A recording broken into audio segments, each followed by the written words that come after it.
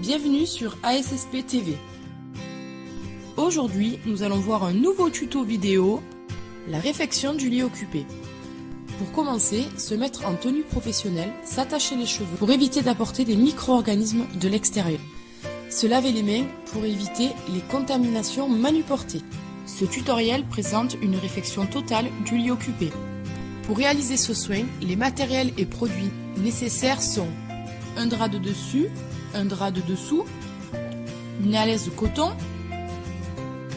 une alaise jetable, une taie de traversin, une paire de gants à usage unique lorsque le linge est souillé ou que la personne est contagieuse, un panier de linge sale, de la solution hydroalcoolique pour assurer l'hygiène des mains du soignant et éviter les contaminations, une chiffonnette et un détergent désinfectant pour effectuer l'entretien. Nous allons maintenant voir les différentes étapes de réalisation de la réfection du lit occupé.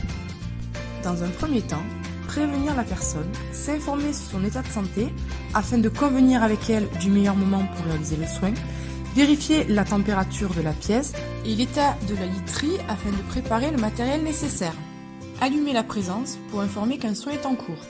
Nettoyer et désinfecter les deux chaises qui seront ensuite installées dos à dos au pied du lit. Nettoyer et désinfecter l'adaptable sur lequel vous disposerez le matériel nécessaire. Installer le panier de linge sale. En fonction de l'état de la literie, allez chercher le linge situé sur le chariot de linge propre, adapter la hauteur du lit pour pouvoir réaliser le soin en respectant les règles d'ergonomie. Déborder les éléments du lit. Plier le dessus de lit et la couverture en portefeuille. Les déposer sur une des chaises au pied du lit. Ôter la taie de traversin et la déposer dans le panier de linge sale. Poser le traversin sur les chaises au pied du lit. Plier le drap de dessus en drap de pudeur. Tourner la personne sur le côté en veillant à ne pas la dénuder. Rouler la laisse jetable vers le dos de la personne en veillant à ne pas entrer en contact avec la partie en coton.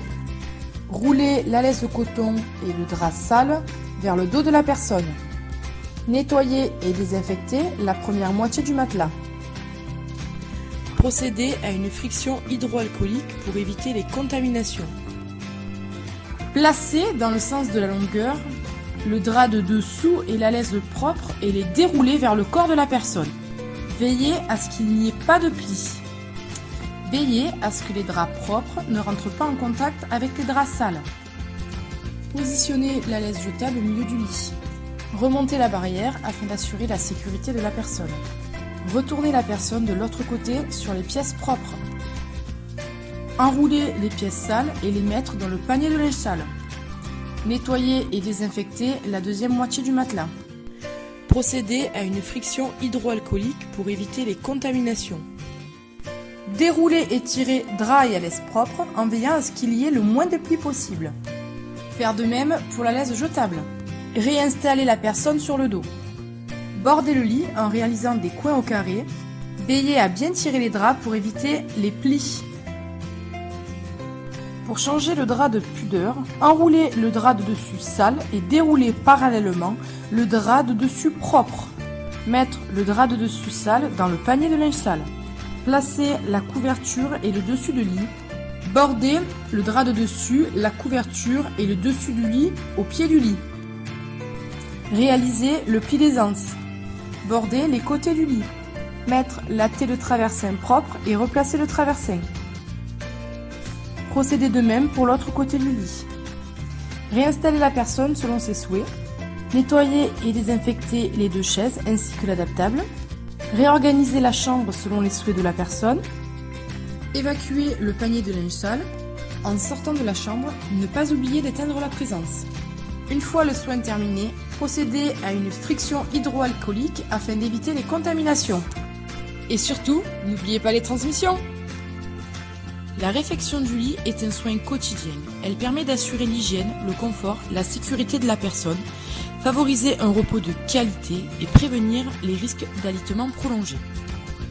Retenez que ce tutoriel présente la technique avec un seul soignant, mais il est recommandé de la réaliser avec 2 soignants, un soignant de chaque côté du lit. Et voilà, c'est terminé. J'espère que ce tuto vous permettra de mieux appréhender les différentes techniques du secteur médico-social. À bientôt pour un nouveau tuto.